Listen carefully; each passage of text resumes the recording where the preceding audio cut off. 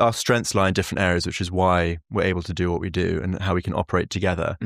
One of Claudia's strengths is to push the boundary of what's possible and try and just do as much as possible. I'm the sort of operator who's sort of like, it's a great idea, but actually, like, if we think about how we're going to do that, and I mean, the famous part of that was we got on a call with Selfridges when I thought we were on a call to get our powder into the food hall on the shelves.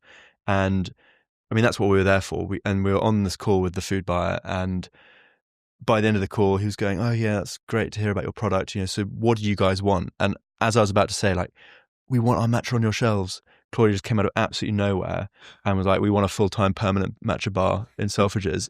But we'd never spoken about that before.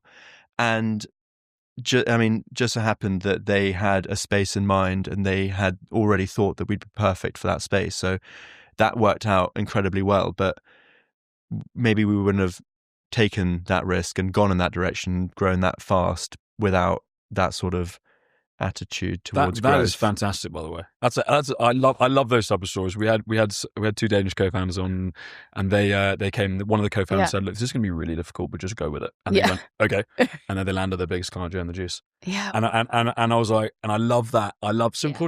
Talk me through that. When you're on the call, which is important, did you just go right? Something crucially I can smell it. Yeah, something crucial that Otto didn't mention there was that it was my birthday. And I think I must have just had a bit more courage in me, because it was my day. No, I don't know. I think it was very playful. But we were still finding our feet with the first bar. We were still in there every single day trying to figure out what worked, and then we took on a second site while we were still trying to figure out. It's I think the conversation had gone, and it's again kind of listening, and you're probably getting the sense now. You can really see, like, I'm very much more on the brand side, and Otto's very much more on the operations logistics side. But I find it fascinating kind of listening to the customers, and even on this call with Selfridges, I could get the sense of what the person, without sort of saying the name, the person was sort of asking for or searching for us, pushing us in that direction. And Selfridges is renowned for wanting to be the first to do something new, do something different. And when we did start Jenki, we were hit with a lot of people.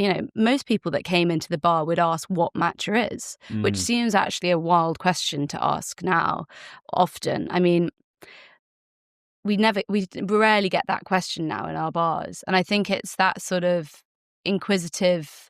How can you, as founders, you always know the entire product, and it's very tricky to put yourself into the feet of your customer in order to really understand what they want.